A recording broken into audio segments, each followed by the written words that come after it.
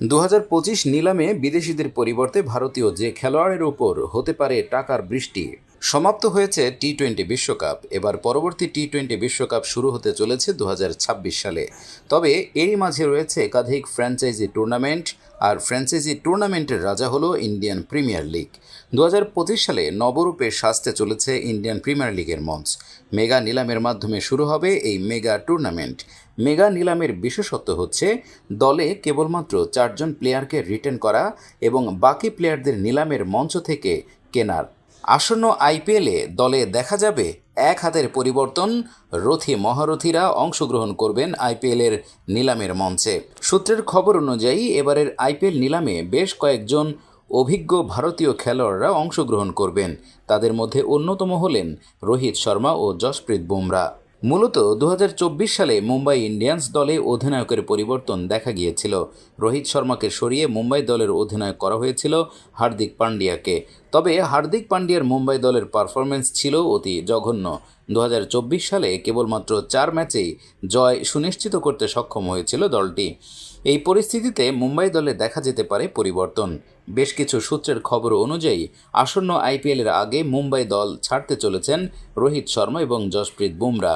দুই কিংবদন্তি খেলোয়াড় যোগদান করবেন আইপিএলের নিলামে, আর এই দুই খেলোয়াড়কে কিনতে নিজেদের সর্বস্ব খরচ করবেন ফ্র্যাঞ্চাইজিগুলি। প্রসঙ্গত ২০২৪ সালের বিশ্বকাপে ব্যাট হাতে ভারতীয় খেলোয়াড়দের মধ্যে সর্বাধিক স্কোর হাঁকিয়েছিলেন রোহিত শর্মা। তার অধিনায়কত্বে ভারতীয় দল এবারের বিশ্বকাপ জয়লাভ করেছে। যেভাবে তিনি দলকে নেতৃত্ব দিয়েছেন তা অসাধারণ। রোহিত শর্মার থেকেই মুম্বাই দলের অধিনায়কত্ব কেড়ে নেওয়ার পর ফ্র্যাঞ্চাইজির উপর ক্ষুব্ধ হয়েছিলেন রোহিত। এমনকি বিশ্বকাপ জয়ের পর অনন্ত আম্বানির বিয়ের অনুষ্ঠান ছিল, সেই অনুষ্ঠানেও হাজির হননি রোহিত। তিনি মুম্বাই ছাড়ার সিদ্ধান্ত নিয়েছেন এবং বাকি ক্রিকেট অন্য দলের হয়ে খেলবেন বলে ঠিক করেছেন। এবং এই কিংবদন্তি খেলোয়াড় যদি অন্য কোনো ফ্র্যাঞ্চাইজিতে যোগদান করেন তাহলে তাকে অবশ্যই দলের ক্যাপ্টেন করা হবে। আইপিএলে একাধিক ফ্র্যাঞ্চাইজির অধিনায়কের প্রয়োজন, আর রোহিত শর্মা হলেন সেই সেরা পদের একজন খেলোয়াড়। আর ভক্তরা মনে করছেন রোহিত যদি নিলামে নাম লেখান তাহলে তাকে নিতে কম করে 20 কোটি টাকার বেশি দামে বিক্রি হবেন রোহিত। অন্যদিকে মুম্বাই ও ভারতীয় দলের কিংবদন্তি বোলার জসপ্রীত বুমরা নিলামের মঞ্চে পা দিলে তাকে দলে টানতে ঝাঁপিয়ে পড়বে বাকি ফ্র্যাঞ্চাইজিগুলি। টি-20 ফরম্যাটে তিনি যেমন সেরাদের সেরা, তেমন তাকে দলে টানতে কোটি কোটি টাকা খরচ করতে হবে ফ্র্যাঞ্চাইজি মালিকদের। এমনকি তিনি ২০২৪ সালের টি-20 বিশ্বকাপের সেরা প্লেয়ার হয়েছিলেন, তাই তিনিও রোহিতের মতন একই দর পেতে পারেন। আইপিএলে অবহেলিত ভালো খেলোয়াড়দের জন্য আসবে বড় সুখবর। ফ্র্যাঞ্চাইজিগুলির পরামর্শ গ্রহণ করা হলে একবার নিলামে একটি নির্দিষ্ট দামে কেনার পরও আইপিএলে খেলোয়াড়দের বেতন ভাতা বেড়ে যেতে পারে। খেলোয়াড়দের বেতনের জন্য দলগুলোকে যে স্যালারি ক্যাপ বা সর্বোচ্চ খরচের সীমা বেঁধে দেয়া, সেটিও ৯০ কোটি রুপি থেকে বেড়ে ১৩০ থেকে ১৪০ কোটি রুপি হতে পারে। ফলে আগামী ডিসেম্বরে আইপিএলের মেগা নিলামে খেলোয়াড়দের আরও বেশি অর্থ পেতে দেখা যেতে পারে। বর্তমান নিয়ম অনুযায়ী নিলামে একজন খেলোয়াড়কে যে দামে কেনা হয় সেটি পরবর্তী সময় আর বাড়ানোর সুযোগ নেই। এই নিয়ম বদলাতে চায় ফ্র্যাঞ্চাইজিগুলো। মূলত পরবর্তী নিলামে যাতে অন্য দল তাকে ছিনিয়ে নিতে না পারে সেটির জন্যই এমন নিয়ম চাওয়া হচ্ছে। টাইমস অফ ইন্ডিয়াকে একজন ফ্র্যাঞ্চাইজি কর্মকর্তা এ প্রসঙ্গে বলেছেন, অন্য অনেক চাকরির মতো এখানে বেতন বৃদ্ধির কোনো সুযোগ নেই। ধরা যাক কাউকে ৩০ লাখ রুপিতে কেনা হলো, এরপর তার আইপিএলটি দুর্দান্ত কাটল। ফলে ফ্র্যাঞ্চাইজির হাতে এমন উপায় থাকা উচিত যাতে ধরুন পরের বছর তাকে ৩ কোটি রুপির নতুন একটি চুক্তির প্রস্তাব দেওয়া যায়। অন্য কোনো দলের কাছে তাকে হারিয়ে না ফেলার উপায় এটা।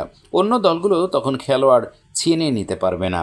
ওই কর্মকর্তা আরও বলেন, উঁচু মানের পারফরম্যান্স দেখানো খেলোয়াড়দের বেতন নিয়ে দর কষাকষির সুযোগ ফ্র্যাঞ্চাইজিগুলোকে দেওয়া উচিত আইপিএলের।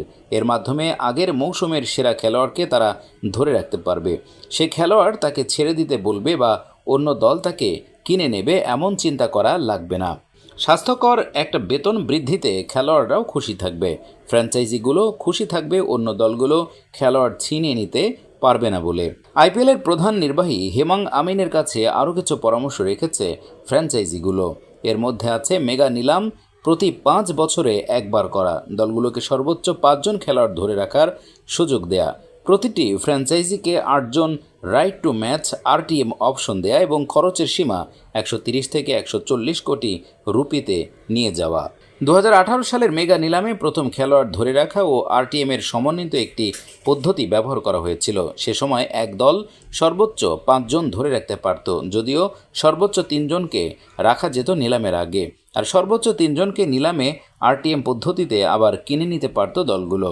এখন মেগা নিলাম কেন 5 বছরে একবার চাওয়া হচ্ছে সে প্রসঙ্গে একজন ফ্র্যাঞ্চাইজি কর্মকর্তা বলেন, যাতে ধারাবাহিকতাটা নিশ্চিত করা যায়। 3 বছরের চেয়ে 5 বছর অন্তর মেগা নিলাম করাটাই বেশি যুক্তিযুক্ত। মেগা নিলামের মাঝখানে বেশি ব্যবধান থাকলে দলগুলো খেলোয়াড়দের সেরাটি বের করে আনতে পারবে, তারা তরুণ থাকা অবস্থায় যেটি বিনিয়োগ করা হয়েছিল। ওই কর্মকর্তা আরও বলেন, বিশেষ করে আমাদের যাদের তৃণমূল পর্যায়ে একাডেমি আছে তাদের খেলোয়াড়দের উন্নয়নে বিনিয়োগ করার সুযোগ করে দেবে। উদাহরণ হিসেবে বলা যায়, একজন তরুণ ভারতীয় ক্রিকেটারের বেড়ে উঠতে বছর 2 লাগে, কিন্তু 3 বছর পরই আপনি তাকে হুট করে হারিয়ে ফেলবেন মেগা নিলামে। এটা ন্যায্য নয়। প্রাথমিকভাবে 8 জন খেলোয়াড় ধরে রাখার কথা উঠলেও সেটি কমে আসবে বলে জানা গেছে। তবে আবার আরটিএম পদ্ধতি রাখা হবে কিনা সেটি নিশ্চিত নয়। 2022 সালের মেগা নিলামে দলগুলোর 4 জন করে খেলোয়াড় ধরে রাখার নিয়ম ছিল, কিন্তু কোনো আরটিএম ছিল না। সেবার নতুন 2টি দল গুজরাট টাইটান্স ও লখনৌ সুপার জায়ান্টসকে খেলোয়াড় বাছাইয়ে বেশি সুযোগ করে দিতে এমন করা হয়েছিল। এদিকে এবারের নিলামে দলগুলোর খেলোয়াড় কেনার বাজেট বাড়ানো হতে পারে। একটি সূত্র জানিয়েছে, অনেক দিন ধরেই এটি ঝুলে আছে। স্যালারি ক্যাপ সম্ভবত 90 কোটি রুপি থেকে বাড়িয়ে 130 থেকে 140 কোটি রুপি করা হবে। 2022 সালের মিডিয়া সত্ত্ব সমঝোতা অনুযায়ী 2025 ও 2026 সালে 84টি ম্যাচ হবে। 2027 আইপিএলে হবে 94টি ম্যাচ। বেশি ম্যাচ মানে বিরতি কম, খেলোয়াড়েরা তাই বেশি টাকা চাইতে ও প্রত্যাশা করতেই পারে। এদিকে বিতর্কিত ইম্প্যাক্ট বদলির নিয়ম অন্তত আরও 1 বছরের জন্য টিকে যাবে বলে সম্ভাবনা আছে। এ মাসের শেষ দিকে ওয়াংখেড়ে স্টেডিয়ামে বিসিসিআইয়ের কার্যালয়ে আইপিএলের মালিকদের সঙ্গে বৈঠকের পর এসব চূড়ান্ত করা হবে।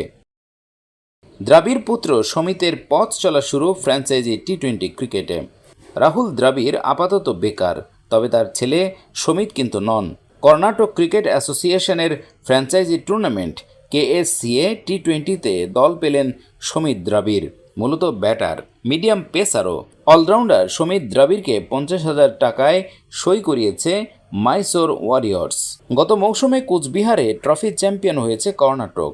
অনূর্ধ্ব-19 এই টুর্নামেন্টের চ্যাম্পিয়ন দলের গুরুত্বপূর্ণ সদস্য সমিত দ্রাবিড়। শুধু তাই নয়, এবছরের শুরুতে কর্ণাটক একাদশের হয়ে সফরকারী ল্যাঙ্কাশায়ার ক্লাবের বিরুদ্ধেও খেলেছিলেন।